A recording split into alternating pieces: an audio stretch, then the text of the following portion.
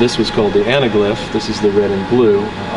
The principle is still the same, where we have an offset. Basically, you'll have two cameras that are about 2 degrees left and 2 degrees right that actually shoot. Well, whenever I get ready to render, I'll shoot a left camera and a right camera. And so it gives you the offset. It's basically simulating the separation of our eyes, how we see things. We're about 6 inches apart here.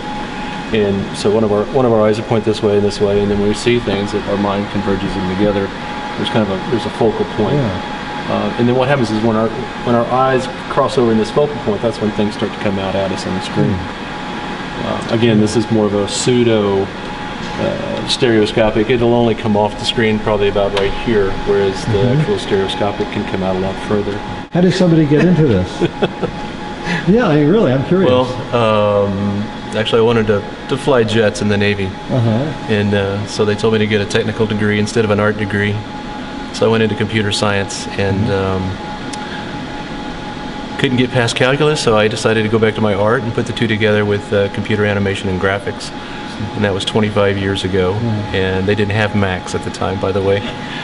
They did have a Mac. It was about this big, and they were using it to do black and white line drawings and stuff at the college. But it was phenomenal at the time when you saw that. And, so I was one of the first college students to have their senior show with conventional art and computer graphics at a TV station. I did a little internship there, and so I put the two together, had the sculpture and the painting, and then right next to it was a TV, little VCR, and it actually had a little animation and some graphics and stuff that I had done.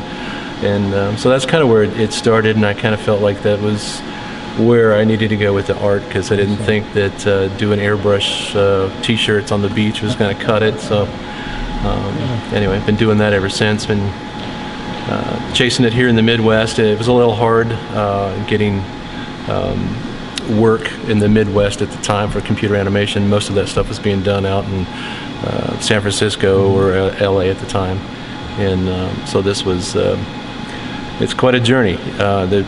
Now it's so saturated that everybody at home can do this on like you said, their Mac and whatever. But it just depends on the artist. You can have all the tools and hardware and stuff. Again, it gets back to that artist and that tool. What can he do with it? The cool thing about it is, the power's there to really, release the imagination, that you can just go beyond, the universe. Here we are looking at the Hubble telescope going out and circling Saturn in 3D. We're seeing a lot more real-time capabilities with graphic cards from the CUDA drivers and the GPU graphics and stuff. That opens up a different realm of not having to worry how to render or to light something. It's real-time. Now it's like, well, how can I design this and make it look the way I want? I'm not waiting for renders, hours to render and do things.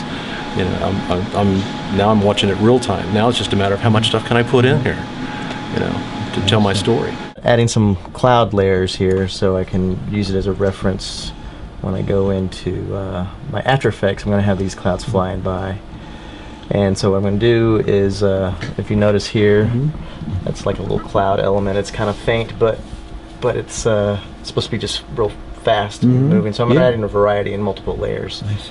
And now, are those cumulonimbus or numulocumulus clouds? Whatever you want them to be. Now this has to take tremendous patience. This is detail, patience. This is a little bit of little detail work going on here. So like I don't want these hard edges, so I had to go in and paint these out.